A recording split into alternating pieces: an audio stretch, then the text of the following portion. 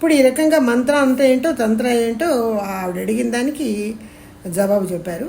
తర్వాత ఈ ఓం అన్నది చాలా గొప్ప బీజాక్షరం. ఈ ఓం మెడిటేషన్స్లో ఉచ్చరిస్తూ ఉంటాము. చాలా అద్భుతమైన శక్తి ఉంది. దీనికి ఒక మ్యాగ్నెటిక్ పవర్ ఉంది. ఓంకారం అనేది శివశక్తి స్వరూపం. శివుడు శక్తి అమ్మవారు ఇద్దరు కలిసినటువంటి ఒక జుంకార శక్తి. అది మ్యాగ్నెటిక్ పవర్లో విషయం అంతా ఆక్రమించుకునింది. దాన్ని యూనివర్సల్ మ్యాగ్నెటిజం అన్నారు. అది ఈ విషయంలో మనకు వస్తున్న సౌండ్ అన్నమాట. ఆ సౌండ్ అంతా ఓంకారమే, జుంకారం. అది శివుడు శక్తి కలిసినటువంటి సంయుక్త స్వరూపం. ఈ స్వరూపంతో మనం మెడిటేషన్స్ చేయొచ్చు. ఇప్పుడు భగవంతుడు విగ్రహాలు దేవుడు అని ఇట్లాంటివి అన్నీ లేని వాళ్ళు ఉంటారు కొంతమంది.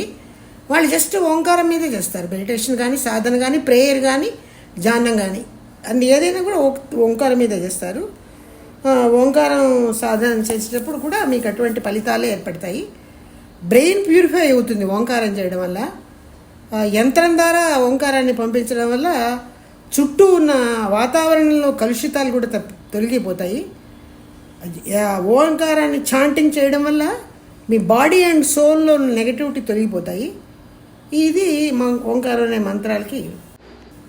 ఇంకా అంతేకాకుండా వానలు లేని కరువు ప్రాంతాల్లో హోమాలు కానీ యజ్ఞాలు కానీ చేసి మన మహర్షి గారు అయితే వానలు రావాలని ఒక మెడిటేషన్ నేర్పించారు. అవి చేస్తారు. అవి చేయడం వల్ల వానలు వస్తాయి. ఎలా వస్తాయి? ఆ హోమం చేసేటప్పుడు వాన రావాలి అనే సంకల్పంతో, కరువు పోవాలి, పంటలు పండాలి అనే సంకల్పంతో మంత్రోచ్చరణతో హోమం చేసినప్పుడు ఆ అగ్నిహోత్రం ద్వారా ఈ మంత్రాల యొక్క ప్రభావం విశ్వంలో ఉన్నటువంటి ముఖ్యంగా ఓంకారం అన్నమాట. ఆ ప్రతి మంత్రానికి ముందు ఓంకారం ఉంటుంది కదా.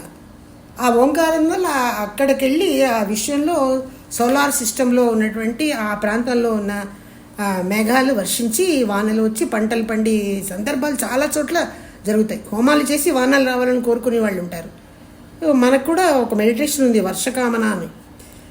అది ఇవన్నీ కూడా యంత్రాలకు వస్తాయి. కానీ ఇక్కడ చివరిగా చెప్తున్నది ఏంటంటే హరి ఓం, ఓం హరి ఇలా మంత్రాలు ఉన్నాయి కదా. కాబట్టి భగవన్నామం హరి అయినప్పుడు పక్కన ఓం అనే మంత్రం ఉంది. అలాగే ఓం శ్రీహరి, ఓం అన్నది ఒక బీజాక్షరము, శ్రీ అన్నది ఒక బీజాక్షరము, హరి అన్నది భగవన్నామము. ఈ మూడు సౌండ్సే. ఈ మూడు సౌండ్స్ కలిపి నామజపం చేస్తారు. జపం అన్నమాట. ఇది జపాన్ని గురించి చెప్తున్నారు. లేదా హరి ఓం అని చేస్తారు. ఏది లేదా ఎవరి గురువులు వాళ్ళకి బీజాక్షరాలు ఇస్తారు. వాటి మీద జపం చేస్తారు. ఈ జపం చేయడం వల్ల నాకు మీరు చెప్తున్న ఫలితాలు వస్తాయా అని అడుగుతున్నాడు ఒక ఆయన, అక్కడ మీటింగ్కి అటెండ్ అయిన ఆయన. అని చెప్తున్నారు జపం చేయడం వల్ల కోరికలు సిద్ధిస్తాయి అన్నది వేరే సంగతి. అసలు నువ్వు జపం ఎందుకు చేస్తున్నావు అని ఆయన అడుగుతారు. జపం ఎందుకు చేస్తున్నానంటే కాన్సన్ట్రేషన్ కోసం చేస్తున్నాను అన్నాడు అతను. మనిషి చెప్తారు నువ్వు 1,00,000 సార్లు జపం చేసినా నీ కాన్సన్ట్రేషన్ రాదు. కాన్సన్ట్రేషన్తో జపం చేయి. నీకు బీజాక్షరం ఉంది కదా నీ దగ్గర, ఓం కానీ లేదా ఏదో శ్రీరాముడి పేరో కృష్ణుడి పేరో దేవత పేరో బీజాక్షరం నీ గురువు నీకు దీక్ష ఇస్తాడు కదా. దీక్ష ఇచ్చినప్పుడు జపానికి ఒక అక్షరం ఇస్తాడు. దాన్ని ఏం చేయాలి? నువ్వు మనసును కాన్సన్ట్రేట్ చేసి జపం చేయి. అప్పుడు నీకు జపం వల్ల సరైన ఫలితం వస్తుంది. కాన్సన్ట్రేషన్ కావాలి అని జపం చేసావంటే రాదు. అది ఏమవుతుందంటే నాలిక మంత్రాన్ని పలుకుతూ ఉంటుంది. రుద్రాక్షమాలు ఏదో పట్టుకుని తిప్పుతూ ఉంటావు. మనసు మాత్రం అనేక రకాలుగా అటు ఇటు ప్రవాహం వల్లే వెళ్ళిపోతూ ఉంటుంది. దానివల్ల నీకేం ఉపయోగం లేదని చెప్తున్నారు. అట్లా జపాన్ని గురించి కూడా చెప్పారు. అంటే జపం చేయడంలో కూడా మంత్రోచ్చరణ, దాని ప్రభావము, దాని యొక్క శక్తి, దానివల్ల మనకి వచ్చే పాజిటివ్ వైబ్రేషన్స్, మన బాడీ అండ్ సోల్ బాగుపడడం, చుట్టూ వాతావరణం కూడా పవిత్రత పొందడం లాంటివి జరుగుతాయి అని తెలియజేశారు. తర్వాత చివరిగా ఒక అతను అడుగుతున్నాడు, నేను స్టూపిడ్ క్వశ్చన్ అడుగుతాను స్వామీజీ మిమ్మల్ని, అది మీరేమనుకోకుండా ఉంటే అడుగుతాను అంటున్నాడు. దానికి మహర్షి గారు చెప్తున్నారు, నాయనా స్టూపిడ్ ప్రశ్నలు అన్న అసలు ఉండవు. ఎందుకంటే ప్రశ్న అన్నది ఎలా ఉంటుంది, నువ్వు ఒక పాజిటివ్గా తెలుసుకోవాలి, ఒక సత్యాన్ని, ఒక నిజాన్ని అని అడుగుతావు, అది మంచిదే. కానీ జవాబు చెప్పేవాళ్ళు ఉన్నారు చూసావా, నీకు ఆన్సర్ ఇచ్చే వాళ్ళకి సరైన అవగాహన లేక వాళ్ళు నీకు ఇచ్చి జవాబులో స్టూపిడ్నెస్ ఉంటుంది. వాళ్ళకి తెలియక అర్థం కాక నీకేం జవాబు చెప్తున్నారో మాట్లాడి జవాబులు చెప్పేవాళ్ళు ఉంటారు చూసారా, అది స్టూపిడ్గా ఉంటుంది తప్ప నీ ప్రశ్న ఎప్పుడు స్టూపిడ్ కాదు అని చెప్తున్నారు. తర్వాత నాకు మేము అమెరికన్స్ అండి, మాకేమో ఈ ఓంలును ఈ హరి ఓంలు ఇవి మా దగ్గర లేవు, నన్ను ఎట్లా జపం చేయమంటారు, నన్ను ఎట్లా సాధన చేయమంటారు మంత్రం అని అడిగితే, నీకు శబ్దమా ప్రధానం కానీ లాంగ్వేజ్ కాదు, నువ్వు శబ్దం విను, నీ గురువు చెప్తాడు కదా నీకు శబ్దం, ఓంకారము హోమో హరి ఓమనో ఓం నమ శివాయోనో ఏదో చెప్తాడు కదా, సౌండ్ ఫాలో అవ్వు, నీ అక్షరాలు నీ లాంగ్వేజ్ అక్కర్లేదు నీకు, నీ సౌండ్ ఫాలో అవ్వు, ఆ సౌండ్ని అబ్జర్వ్ చేసి వెంటనే రిపీట్ చేయి, సౌండ్ విని పక్కన పెట్టి లేకపోతే రాసుకుని ఒక కాగితం మీద రేపో సాయంత్రం మధ్యాహ్నం చదువుతానంటే కుదరదు, నువ్వు అట్లా ప్రొనౌన్స్ చేయలేవు. ఎట్లా ప్రొనౌన్స్ ఎప్పుడు చేయగలుగుతావు, వినగానే రిపీట్ చేయాలి. ఇప్పుడు భగవద్గీత శ్లోకాలు నేర్చుకుంటున్నాం మేము ఆన్లైన్లో, ఆ భగవద్గీత చెప్పేవాళ్ళు చాలా చక్కగా అక్షరం పలుకు తేడా లేకుండా హస్వాక్షరం ఎక్కడ పలకాలి, దీర్ఘాక్షరం ఎక్కడ పలకాలి, ఒత్తుంటే ఎలా పలకాలి వివరంగా చెప్తున్నప్పుడు చెప్పి వాళ్ళ స్టాంజా చదువుతారు. 4 స్టాంజాస్లో ఉన్న శ్లోకాన్ని ముందు స్టాంజా చదువుతారు, తర్వాత 2 చదువుతారు. వాళ్ళు చదివేటప్పుడు నువ్వు సౌండ్ని క్యాచ్ చేయాలి, అక్షరాల్ని కాదు, అక్షరాల్ని తర్వాత స్టేజ్, ఆ సౌండ్ని క్యాచ్ చేసి వెంటనే ఆ సౌండ్ నువ్వు అదే రిధంలో పలుకు, అప్పుడు నీకు లాంగ్వేజ్ అక్కర్లేదు. వాళ్ళు ఇంగ్లీష్ వాళ్ళు కదా, వాళ్ళకి లాంగ్వేజ్ లేదు, అందుకే వాళ్ళకి తెలుగు లాంగ్వేజ్ లేదు, సాంస్క్రిట్ లాంగ్వేజ్ లేదు, ఆ పలుకు ఆ సౌండ్ వెంటనే పలుకు, ఇమీడియట్గా ప్రొనౌన్స్ చేస్తేనే నీకు నేర్పే వ్యక్తి ఎలా ప్రొనౌన్స్ చేస్తాడో అట్లాగే నువ్వు ప్రొనౌన్స్ చేయగలుగుతావు. మధ్యాహ్నం సాయంత్రం పలుకుదాం అనుకుంటే ఇంక నువ్వు అలా ప్రొనౌన్స్ చేయలేవు, తేడా వచ్చేస్తుంది, దానివల్ల ఫలితం ఉండదు. ఎప్పుడైతే ఆ ప్రొనౌన్సియేషన్ రాంగ్ ప్రొనౌన్సియేషన్ అయిందో దానివల్ల నీకు నెగటివిటీ లభిస్తుంది తప్పిస్తే పాజిటివిటీ ఏం లభించదు. కాబట్టి ఒక శ్లోకాన్ని కానీ ఒక బీజాక్షరం కానీ రాంగ్గా సౌండ్ ప్రొనౌన్స్ చేయకూడదు. కరెక్ట్గా ప్రొనౌన్స్ చేయాలంటే చెప్పగానే వినగానే ప్రొనౌన్స్ చేయడం నేర్చుకోవాలి. ఇంటికి వెళ్ళి తర్వాత చేస్తూ ఉంటే రాదు. అట్లా చేయమంటున్నాడు. నీకు భాష రాకపోతే ఏమైంది, వదిలేయి, నీ భాషను వదిలేయి, నువ్వు విన్నది విన్నట్టు ప్రొనౌన్స్ చేసేయి, నీకు అది చాలు, నీకు అది సత్ఫలితాలను ఇస్తుంది అని చెప్తున్నారు. పోతే ఇంకొక ప్రశ్న ఏంటంటే, నేను ఇంగ్లీష్లో ఉన్నాను కదా, వేరే లాంగ్వేజ్లో మేము మంత్రాలు క్రియేట్ చేయగలమా అని అడుగుతున్నాడు ఒక ఆయన. అది నాలాంటి వాళ్ళు మంత్రాలు క్రియేట్ చేయలేరమ్మా, నేను కూడా చేయలేను, అది మహానుభావులు, దానికి ఒక శాస్త్రీయ పద్ధతి ఉంది, సైన్స్ ఉంది, ఆ సైన్స్ క్షుణ్ణంగా తెలిసిన వాళ్ళే ఆ మంత్రాన్ని క్రియేట్ చేయగలుగుతారు. ఆ క్రియేట్ చేసిన మంత్రాన్ని వాళ్ళు పలికినప్పుడు, వాళ్ళు మనకు దీర్చినప్పుడు అది మనం నేర్చుకుని పలకాలి, అంతే తప్పిస్తే మనం క్రియేట్ చేయలేము, నువ్వు క్రియేట్ చేయలేవు, క్రియేషన్ నీకు అక్కర్లేదు అని చెప్తున్నారు ఆయన. నీ లాంగ్వేజ్లో అది లేకపోతే నువ్వు బాధపడక్కర్లేదు, సౌండ్ విని రిపీట్ చేయి, ఇట్స్ ఎనఫ్, నువ్వు క్రియేట్ చేయొద్దు, మనం చేయలేము అసలు అది. కానీ ఒక్క ఎగ్జాంప్షన్ చెప్పారు ఈయన. నా దగ్గర ఇప్పుడు ఓం నమ శివాయ అనే ఒక మంత్రం ఉంది. ఓం నమ శివాయలో 3 సౌండ్స్ ఉన్నాయి, 3 రకాల సౌండ్స్ ఉన్నాయి అందులో. అది ఎట్లా ఉంటుందంటే దాని ఫలితం ప్రాపంచిక ధర్మాలని అధిగమించి ఆధ్యాత్మిక ధర్మాల వైపుగా నడవమని హెచ్చరిస్తూ ఉంటుంది, సూచిస్తూ ఉంటుంది అనే మార్గాన్ని సూచిస్తుంది ఓం నమ శివాయ. భగవస్థానానికి వెళ్ళేది భగవంతుని దర్శించడానికి, బ్రహ్మజ్ఞానం పొందడానికి. ఆ శివుడు అంటే శివశక్తి స్వరూపమైన బ్రహ్మము, మనం ఆరాధించే శివ విగ్రహం కాదు. ఆ శివ విగ్రహం కూడా ఆ శక్తిలో ఒక భాగమే, అది కాదు. అక్కడికి వెళ్ళడానికి మార్గాన్ని సూచించే నమశివాయ అన్న జపం కానీ, నమశివాయ అంటే నువ్వు చేసే జపం ఒక ఫలితం దానిలో ఉంటుంది. అది ఈ కర్మయోగానికి అతీతంగా ఉంది. అంటే నీ కర్మల్ని వదిలేసి ఈ ప్రాపంచక ధర్మాలన్నీ వదిలేటు రా అని నీకు సూచిస్తుంది. కానీ శివాయ నమః అనే నేను ఒక మంత్రం చెప్తున్నాను. శివాయ నమః అన్నది కూడా నేను క్రియేట్ చేసింది కాదు, శాస్త్రీయ పద్ధతిలో సనాతన ధర్మంలో ఆ మంత్రం కూడా సృష్టించిచ్చారు, సనాతన ఋషులు సృష్టించిచ్చారు. వేదం పరంగా ఉపనిషత్తు పరంగా సృష్టించబడ్డాయి ఈ మంత్రాలు. ఎవరు పడితే వాళ్ళు సృష్టించి కాదు. ఓంకారం కానీ ఏదైనా సౌండ్స్ని, అవి మినిమం 50 సౌండ్సే ఉన్నాయంటున్నారు ఆయన. వాటి నుంచే ఒక సౌండ్ 2వ దాంతో 2, 3తో 4, 5తో 5, 10తో 108తో 80తో అలా సౌండ్స్ని కలిపి నంబర్ ఇంక్రీజ్ చేస్తున్నా తప్ప బేసిక్గా ఉన్నాం 58. ఆయన ఇక్కడ చెప్పింది ఏంటంటే, ఈ శివాయ నమః అన్న మంత్రం యొక్క ఎఫెక్ట్ ఎలా ఉంటుందంటే, నువ్వు నీ ప్రాపంచిక ధర్మాల్లో, కర్మయోగంలో, సంసార బంధాల్లో ఉంటూ దైవ సాన్నిధ్యానికి నిన్ను తీసుకెడుతుంది. అక్కడికి తీసుకెళ్ళగల శక్తిని, ఆధ్యాత్మిక శక్తిని నీకు ఇవ్వగలుగుతుంది. శివాయ నమః అన్న మంత్రం ఈజ్ బెటర్ దెన్ ఓం నమ శివాయ అని నేను అనుకుంటున్నాను. నన్ను ఎవరైనా దీక్ష మంత్ర దీక్ష ఇవ్వమని అడిగితే నేను శివాయ నమః ఇస్తానని చెప్పారు ఆయన. దాంతో ఆయన ఉపన్యాసం క్లోజ్ చేసేసారు. తర్వాత చివరిలో ఏం చెప్తున్నారంటే ఈ సాధనలు చేసేటప్పుడు తీసుకోవాల్సిన జాగ్రత్తలు చెప్పారు. ప్రతి ఉపన్యాసానికి చివరి ట్రాన్స్క్రిప్ట్ అని ఉంటుంది ఇంగ్లీష్ ఉపన్యాసాలకి. అది చదివితే ఆయన ఉపన్యాసం వర్డ్స్లో వింటాను కూర్చుని నేను యూట్యూబ్లో. ఆ కింద మ్యాటర్ ఇస్తాడు ఇంగ్లీష్లో.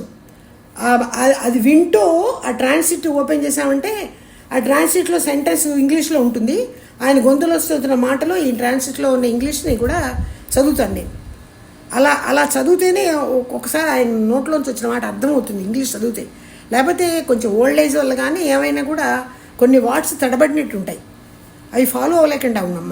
నేను నా సంగతి చెప్తున్నా యూట్యూబ్లో అది వినేటప్పుడు. ఈ సాధన నేను నోట్ చేశాను అద్దం సాధనలో. ఈ సాధనలో నోట్ చేసింది ఏంటంటే 1551 అనే ట్రాన్స్క్రిప్ట్లో ఆయన ఇక్కడ ఏం చెప్తున్నారంటే ఈ దీపం సాధన, తర్వాత అద్దం సాధన, ఇంకోటి స్పాట్ ప్రాక్టీస్ అని ఉంది. అది మనకి వివరంగా చెప్పలేదు. ఈ రెండు చేసేటప్పుడు వారంలో ఒక్కో సాధన ఒకసారి చేయండి, ఒకే వారంలో రెండు చెయ్యొద్దు అని చెప్తున్నారు. అదొక పాయింట్ చెప్పారు, ప్రికాషన్స్ చెప్తున్నారు. తర్వాత ఒక వారం అద్దం సాధన చేయండి, నెక్స్ట్ వీక్ దీపం సాధన చేయండి. అవి ఎనర్జీ ఇంప్రూవ్ చేసుకోవడానికి చేసే సాధనలు. తర్వాత ఏం చెప్తున్నారు, ఒక స్పాట్ని బ్లాక్ స్పాట్ని గోడ మీద పెట్టుకుని లేదా ఒక పేపర్ మీద పెట్టి కళ్ళు తెరిచి దాన్నే చూస్తూ ఉంటాం కళ్ళు మూయకుండా. అలా చేసి ఒక సాధన. అది వివరించలేదు కానీ స్పాట్ సాధన చేసేటప్పుడు కళ్ళల్లోంచి నీళ్ళు వచ్చే అవకాశం ఉంది. ట్రాన్స్క్రిప్షన్ నెంబర్ 16.08లో చెప్తున్నారు. బ్లాక్ స్పాట్ మీద సాధన చేసేటప్పుడు కళ్ళల్లోంచి నీళ్ళు వచ్చే అవకాశం ఉంది. అలా వస్తున్నాయి అంటే మీకు క్యాటరాక్ట్ డెవలప్ అవ్వడానికి అవకాశం ఏర్పడుతుంది అని అర్థం. అప్పుడు మీరు సాధన వెంటనే ఆపేయండి. అట్లా వచ్చినా సాధన చేశారంటే క్యాటరాక్ట్ ఎక్కువైపోతుంది, ఇంకా అది మీరు సర్జరీ వరకు వెళ్ళవలసి వస్తుంది. కాబట్టి అక్కడ ఆపేయమని చెప్తున్నారు. తీసుకోవాల్సిన జాగ్రత్తలే ఇక్కడ ఆయన చెప్పింది చివరిలో. అది ఆపిన తర్వాత ఏమవుతుంది, ఇప్పుడు ఇంకా చెయ్యొద్దు, ఆ లెవెల్లో ఆపేసేయండి. ఒకసారి చేసేటప్పుడు ఏమవుతుంది, ఈ క్యాటరాక్ట్ లాంటివి వచ్చే అవకాశం లేకుండా కళ్ళు మామూలుగానే ఉండి ఇదే ఆ స్పాట్ సాధన చేసేటప్పుడు ఆ బ్లాక్ డాట్ని చూసేటప్పుడు ఏం రాలేదనుకోండి, ఇట్స్ ఓకే, కంటిన్యూ చేయండి. ఎంతసేపు చేయాలి, 2 నిమిషాలు చేసి ఆగాలి, కళ్ళు తెరవాలి. కళ్ళు తెరిచి కదా స్పాట్ని చూస్తాం. ఆ తర్వాత కళ్ళు మూసేసుకోవాలి. కళ్ళు మూసేసుకుని చేతులు కంటి మీద పెట్టుకుని కంటికి రెస్ట్ ఇచ్చినప్పుడు కంటి లోపల యాటమ్స్లో ఉన్న మాలిక్యూల్స్ అడ్జస్ట్ అయిపోతాయట. వాటిల్లో ఉన్న లోపం అడ్జస్ట్ అయిపోతుంది. అట్లా అడ్జస్ట్ అయ్యాక 2 మినిట్స్ గ్యాప్ ఇచ్చి మళ్ళీ చేయండి, మళ్ళీ రెస్ట్ ఇవ్వండి, 2 మినిట్స్ చేయండి. అట్లా 12 మినిట్స్ కంటే ఎక్కువ చేయొద్దంట. 12లో ఎన్ని 2లు ఉన్నాయి, 6 12, 6 టైమ్స్ చేయొచ్చు అనమాట. అంతకు తక్కువ స్పాట్ సాధన చేయొద్దు, అది ఎక్కువ చేయొద్దు, అంతకు తక్కువ. అది ఎప్పుడు కళ్ళల్లోంచి నీళ్ళు వస్తే ఆపేయాలి, క్యాటరాక్ట్ వస్తుందేమో. అట్లా కనుక చేయగలిగితే దానివల్ల మీ కళ్ళ పవర్ పెరుగుతుంది. తర్వాత మైనస్ ప్లస్ ఏమైనా ఉంటే అడ్జస్ట్ అవుతాయి. ఈ చిన్న చిన్న కంట్లల్లో ఉండే ఎలర్జీలు, నీళ్లు కారడము, ఎలర్జీ రావడము, అలాంటి కంప్లైంట్స్ అన్నీ కూడా తగ్గుతాయి. క్యాటరాక్ట్ కూడా పెరగకుండా కంట్రోల్ చేసే అవకాశం ఏర్పడుతుంది. ఇప్పుడు 12 మినిట్స్ కంటే ఎక్కువ చేయొద్దని. తర్వాత అద్దం సాధన గురించి చెప్తున్నారు. అద్దం సాధన చేసేటప్పుడు చాలా జాగ్రత్తగా చేయాలి. మార్నింగ్ పూటే చేయాలి, మధ్యాహ్నం కానీ సాయంత్రం కానీ చేయకూడదు. అసలు ఇవి ఈ వేదాద్రి మెంబర్స్కి అర్థమవుతుంది ఈ స్పీచ్ చివరిలోది. అంటే వాళ్ళు ఇవి చేయిస్తారు కాబట్టి ఇవి మేము నేర్చుకుంటాం కాబట్టి. అది ఎందుకు చేస్తారంటే దీపం సాధన, అద్దం సాధన మనకి మార్నింగ్ పూటే చేయాలి, వారంలో ఒక 5 రోజులే చేయాలి, 2 కలిపి చేయకూడదు. మన ఎనర్జీని పెంచుకోవడానికి, శరీరంలో ఎనర్జీని పెంచుకుంటున్నాం, లైఫ్ ఎనర్జీని, దానికోసమే చేస్తాము. అద్దం ముందు కూర్చొని చేయమని ఎట్లా చేయాలో అవే మనకి ఇంట్రాస్పెక్షన్ క్లాసులో చెప్తారు, ఇక్కడేం చెప్పలేదు. అది అద్దం సాధన చేసేటప్పుడు అద్దం సాధన ఎంత టైం అయినా తీసుకుని చేయొచ్చు అని చెప్పారు ఇక్కడ. స్పాట్ సాధనలాగా 2 నిమిషాలే చేయాలని రూల్ లేదు ఇక్కడ. ఎంత టైం అయినా పెంచుకుంటూ చేయొచ్చు. చేసేటప్పుడు మీ యాస్ట్రల్ బాడీ అంటే సూక్ష్మ శరీరము, అదే ప్రాణశక్తిగా ఉంటుంది. బాహ్య శరీరం కాకుండా మనకి లోపల ప్రాణశక్తి ఒక శరీరం వల్లే ఉంటుంది. యాస్ట్రల్ బాడీ అది ప్రొజెక్ట్ అవుతుంది బయటికి. మన చుట్టూ ఉన్న ఆరా ఎంత పొడవుగా ఉంటుందో అంత పొడవుగా మన లైఫ్ ఫోర్స్ అనబడే ఈ ప్రాణశక్తి ఎక్స్టెండ్ అవుతుంది, బయటకు వస్తుంది. అలా వచ్చినప్పుడు మన ఫేస్ అద్దంలో మనకు కనపడదు. మన బొమ్మ మనకి అద్దంలో కనపడదు, మన ఫేస్ కనపడదు. మన అద్దం ముందు కూర్చుంటే, ముందు కూర్చున్నప్పుడు కనపడుతుంది, సాధన చేయగా చేయగా అది కనపడదు. కనపడకపోవడానికి కారణం మన ఆరా ఎంత పెరిగింది, ఎంత ఉందో ఈ యాస్ట్రల్ ప్రొజెక్షన్ అంత లెవెల్లో పెరుగుతుంది. ఇంకక్కడంతా లైటే, ఆ లైట్లో మన బొమ్మ మనకు కనపడదు అనమాట. అలా జరుగుతుంది. ఇట్స్ గుడ్, పర్వాలేదు, దానివల్ల నష్టమేమి లేదు. కానీ ఒక్కొక్కప్పుడు ఏమవుతుందంటే ఒక ఏదైనా సోల్ వచ్చి అటాచ్ అవుతుంది. ఎప్పుడు అది మిడ్ ఆఫ్ ద డే చేసినప్పుడు, ఈవినింగ్ నైట్ చేసినప్పుడు, అలా అటాచ్ అయిన సోల్ బొమ్మ మీకు కనిపిస్తుంది. అందులో దాని ఫేస్ కనిపిస్తుంది మీకు. ఆ అటాచ్డ్ సోల్ ఫేస్ అద్దంలో కనిపిస్తుంది, అయితే మీరు కనపడరు. అటువంటప్పుడు సాధన అంత మంచిది కాదు. ఆ బ్యాడ్ సోల్స్ తోటే అట్రాక్ట్ అవ్వడం మంచిది కాదు. ఆఫ్టర్నూన్ టైంలో, ఈవినింగ్ టైంలో చేయొద్దు. అదే మార్నింగ్ టైంలో చేశారనుకోండి, 9, 10, 9:30, 10లోపు అయిపోవాలి. మార్నింగ్ టైంలో చేసినప్పుడు మీకు డివైన్ సోల్స్ వస్తాయి, మంచి సోల్స్ వచ్చే అవకాశం ఉంది. అది మీకు చాలా మంచిది.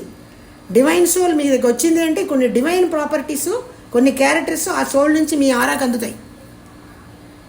కాబట్టి మార్నింగ్ డివైన్ సోల్ వచ్చే అవకాశం ఉంది. కాబట్టి మార్నింగ్ చేయండి, మిడ్ ఆఫ్ ద డే చేయొద్దు, ఈవినింగ్ చేయొద్దు అని చెప్పి ముగించేశారు. ఈ సాధనలు చేయడం వల్ల మన బాడీ, శరీరంలో ఎనర్జీ పెరుగుతుంది. శక్తి ఎక్కువ పెరిగినప్పుడు మనకి హీలింగ్ కెపాసిటీ వస్తుంది. హోలిస్టిక్ హీలింగ్ అంటారు చూసారా, అట్లా ఆ వాళ్ళని, ఎదుటి వాళ్ళని, రోగగ్రస్తుల్ని కాపాడే శక్తి ఈ సాధనలు 3 వల్ల వస్తుంది. ఈ 3 సాధనల వల్ల నువ్వు సంపాదించుకుంటే పాసెస్ అంటారు. అంటే అరిచేతుల్లో చాలా శక్తివంతంగా ఎనర్జీ ఉంటుంది. ఈ అరిచేతి సాయంతో డిసీజ్డ్ హ్యాండ్ ఇలా ఉందనుకోండి, ఆ హ్యాండ్ మీద నీవు ఇలా పాస్ చేసావంటే ఈ పాసెస్ వెళ్ళి ఎనర్జీ ఉంది కాబట్టి నీకు వాళ్ళ అనారోగ్యం తగ్గుతుంది. లేదా ఒక గ్లాస్ ఆఫ్ వాటర్లో నీ నీ ఎనర్జీ శక్తిని పాస్ చేసి, నీ కళ్ళ ద్వారా పాస్ చేసి, ఆ వాటర్ డిసీజ్డ్ పర్సన్స్ అయితే నువ్వు తాగించావంటే వాళ్ళకి కూడా ఆరోగ్యం వస్తుంది. ఇందాక చెప్పినట్టు ముఖ్యంగా నీ ఫ్యామిలీ మెంబర్స్కి నువ్వు సంపాదించుకునే ఎనర్జీ నీ ఫ్యామిలీ మెంబర్స్ మీద పాసెస్ ఇస్తే వాళ్ళకి ఎక్కువ రిజల్ట్ తొందరగా కనిపిస్తుంది. ఇంట్లో ఫ్యామిలీ మెంబర్స్ మీద, వాళ్ళకి మనకి ఉన్న బ్లడ్ రిలేషన్ వల్ల ఎక్కువ రిజల్ట్ కనపడుతుంది. ఇందాక చెప్పుకున్నట్టు చిన్నపిల్లల మీద ఎక్కువ రిజల్ట్ కనపడుతుంది. చిల్డ్రన్స్కి మీ సంపాదించుకునే ఎనర్జీ వల్ల వాళ్ళ అనారోగ్యాలు తగ్గించడానికి మీరు ప్రయత్నం చేస్తే మీకు రిజల్ట్ కనపడుతుంది. మీకు సాక్ష్యం కావాలి అంటే ఒక టెంపరేచర్ ఉన్న వ్యక్తిని తీసుకుని 103 టెంపరేచర్ ఉన్నప్పుడు ఒక వాటర్లో మీ ఎనర్జీని సంపాదించుకుని పాస్ చేసి, ఎప్పుడూ మీ ఈ 3 సాధనల వల్ల మీరు ఎనర్జీ సంపాదించుకున్నాక పాస్ చేసి ఆ వాటర్ అతనికి ఇచ్చి ఒక హాఫ్ అన్ అవర్ తర్వాత టెంపరేచర్ చూస్తే 2 డిగ్రీల టెంపరేచర్ తగ్గుతుంది. అట్లా మీకు ఎవిడెన్స్ కూడా లభిస్తుంది. చిన్నపిల్లలు ఏడ్చేటప్పుడు కనుక క్రయింగ్ బేబీ అనమాట, దాన్ని కార్లిక్ బేబీ అంటారు. మా మనవరాలకు వచ్చింది 5 నెలలప్పుడు. సాయంత్రం 6 గంటలకు మొదలుపెట్టి 7 వరకు ఏడుస్తూనే ఉండేది. ఎవరు ఎత్తుకున్నా, ఎంత ఊపినా, ఏమి ఇచ్చినా, తాగడానికి ఇచ్చినా, తినడానికి ఇచ్చినా అసలు ఏడుపు మానేదే కాదు. అది దానికి డాక్టర్స్ కూడా ఏదో ట్రీట్మెంట్లు అట్లా ఇస్తారు. అట్లాంటి క్రయింగ్ బేబీని 10 మినిట్స్లో ఏడుపు ఆపేసేటట్టు మీరు చేయగలుగుతారు. వీటిని పాసెస్ అని అంటున్నారు. కుసుమ గాయత్రి గారు అని ఒక లేడీ డాక్టర్ గారు ఉన్నారు. ఆవిడ డిప్లొమా చేశారు వేదాద్రియంలో. అద్దం సాధన చేయించాము. అద్దం సాధనలో ఆవిడికి తన ప్రతిబింబం మొదలు తన సిస్టర్ యొక్క ప్రతిబింబం ముఖము కనిపిస్తుందని చెప్పారు. ఇది ప్రాక్టికల్ ఎవిడెన్స్. నేను చేయించిన టైము దాదాపు మధ్యాహ్నం 12 గంటలకి. మామూలుగా క్లాస్ మేము ఎర్లీ మార్నింగే మొదలుపెట్టాము. కానీ మధ్యలో కొన్ని ఫోన్ కాల్స్ రాబట్టి నేను వెళ్ళి అవి అటెండ్ అయ్యి వెనక్కి వచ్చి సాధన కంటిన్యూ చేసేటప్పటికి టైము 12 అయిపోయింది. ఆ టైంలో మేడం గారు ఛాన్స్ వచ్చింది, చేశారు. ఆవిడ వాళ్ళ సిస్టర్ కనిపిస్తుందని చెప్పారు. నేను ఇంకా ఆవిడనేం ప్రశ్నలు వేయలేదు, ముగించేసి ఆపేసాం సాధన. అలా చేస్తున్న టైంలో ప్రాక్టికల్గా మనం చెప్పుకున్న థియరీకి సాక్ష్యము, ఆధారము అప్పుడప్పుడు దొరుకుతూ ఉంటాయి. అవి సుఖినో భవంతు. ఇంకా ముగించేద్దాము. God bless you all.